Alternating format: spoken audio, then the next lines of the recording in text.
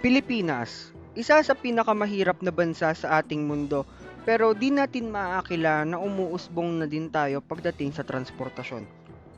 Dumarami na ang mga nagsusulputang klase ng mga transportasyon, mapa-private man o public vehicles. Ngunit mapapansin natin ang hirap ng transportasyon sa ating mga kababayan. Kilalanin natin si Alex, isang second year student mula sa STI Caloocan. Bumabiyahe siya araw-araw mula Bulacan hanggang Caloocan, na inaabot ang kanyang biyahe ng mahigit 1 oras papasok at umaabot naman ng 2 oras pauwi galing eskwelahan.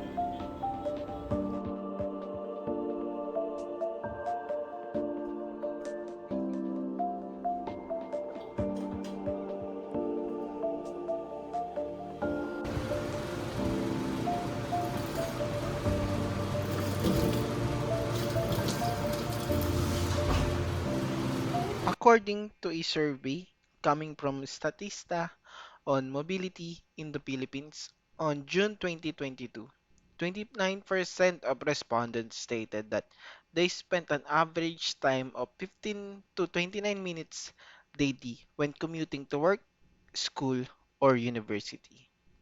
Meanwhile, 26% of respondents said they spent an average of 30 to 59 minutes commuting daily coming from work, school, or an errands. Pumapasok ka sa STI Caloocan galing May Kawayan, Bulacan. Ano naman yung mga kalimitan mong ginagawa araw-araw? So, everyday scenario, 3:30 to 4, between that time, gumigising ako para i-prepare yung ulam ko, tsaka magsaing na rin for my baon. Of course, kabilang na din yung pag-breakfast. Kasi gumigising ako ng ganong kaaga, may hinahabol kasi akong jeep sa labasan namin, papuntang monumento. Kasi in case na hindi ko yung maabutan, maghihintay na naman ng panibagong jeep, which is baka matraffic ako or malate sa paaralan. Magkano naman yung allowance mo sa pang-araw-araw? At saka, sa ano-ano mong mga bagay binabudget yun? Everyday, binibigyan ako ni daddy ng 200 pesos and 120 doon is nakalaan siya para sa pamasahe ko. And the rest naman is pang merienda ko na rin or kung may sudden expenses sa school katulad ng paprint or kahit na ano na related siya sa school activities. At kung may matira, isi-save ko na lang siya. So, ano naman yung estimated time travel mo sa May Kawayan, Bulacan, papuntang Caloocan? Estimated is approximately 1 to 2 hours. So, gaano naman ka ba pag traffic o rush hour? Ayun, kapag traffic, yun talaga yung sobrang nakaka-stress sa akin kasi imbis, mga 2 hours talaga siya, pero kapag rush hour, naabutan ko. Minsan mga alas 8 na, ganun ako nakakasakay. Kaya sobrang late na kapag nakakauwi ako ng bahay, which is ang dilim-dilim na. So, sa tingin mo, may pag-asa pa bang magbago yung sistema ng transportasyon sa Pilipinas?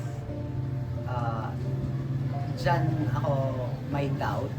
Pero sa akin, since ganyan yung sistema ng transportation, sa ngayon, ako na lang muna yung nag-a-adjust.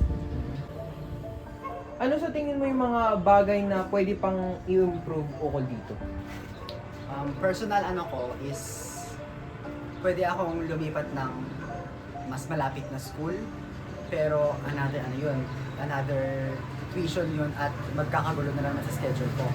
Pangalawa is lumipat ako ng bahay or gumawa ako ng apartment na malapit sa school, and which is also another expense kasi bayarin na naman yun. At pangatlo is yung driver's license.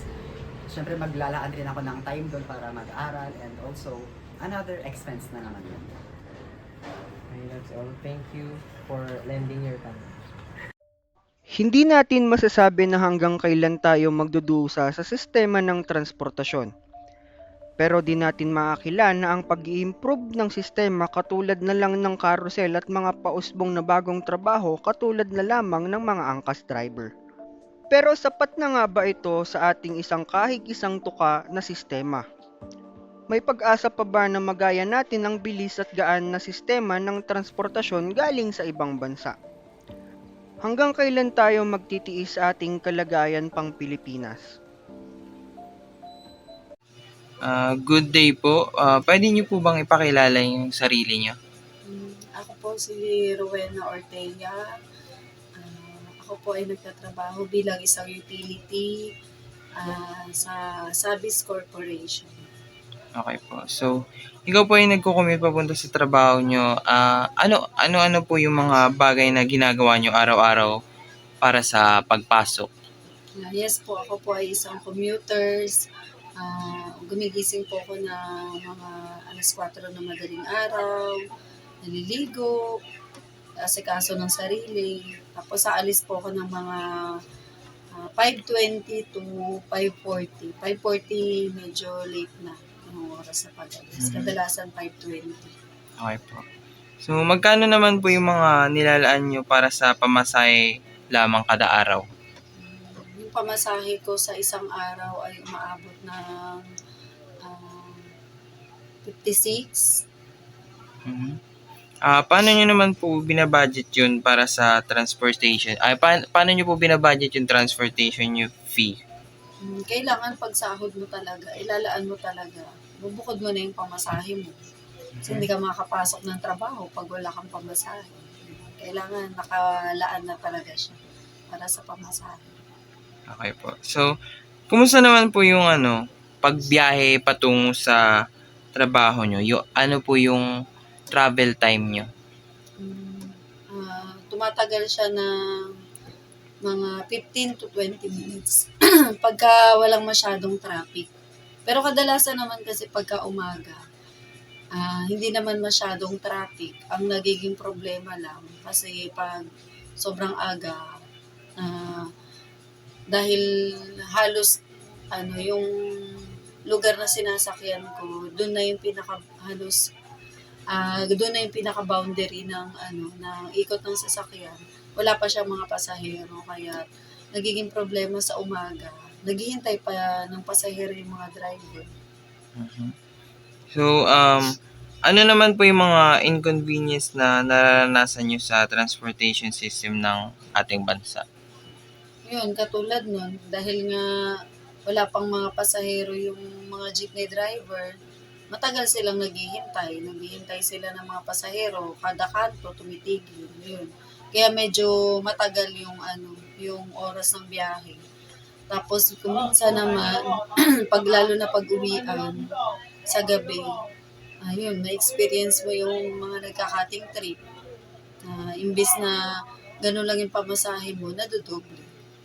Ano naman po yung pagka-cutting trip? Ano po yun? Yun, halimbawa, yung ruta nila ay, hinahati nila yung ruta. Kaya parang hindi nila tinatapos yung biyahe nila. Halimbawa, Malabon Monumento. Hanggang Letre lang sila. Ganun. Tapos mula Letre, sasakay ka na naman.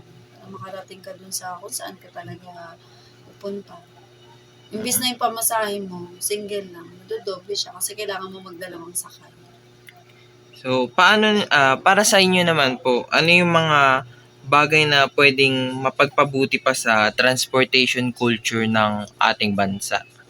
Ayun, siguro dapat isa 'yun sa mga dapat mabantayan ng ng gobyerno, yung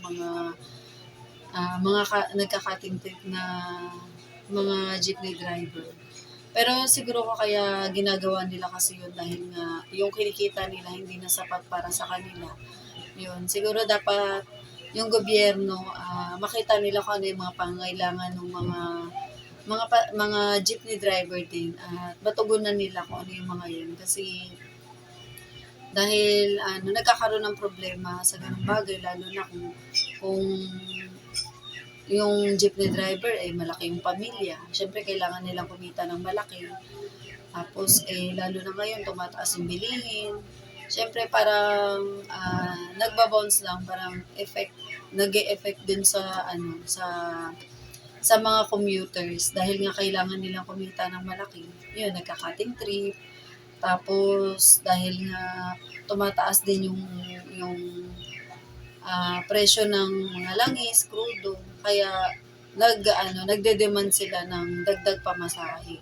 na isa din sa nakaka-apekto sa mga commuters kasi yung pamasahe tataas, di kailangan mo magdagdag sa budget ng pamasahe.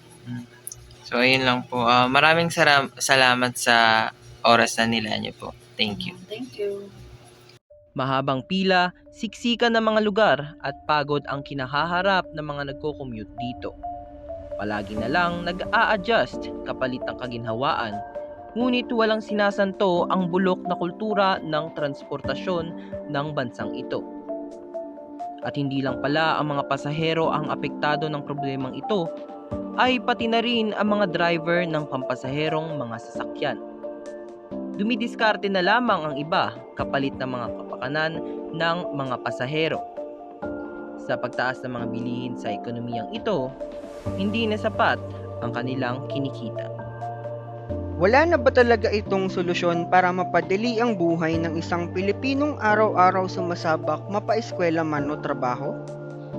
Magtitiis ba tayo sa ganitong sistema ng transportasyon dito sa ating bansa?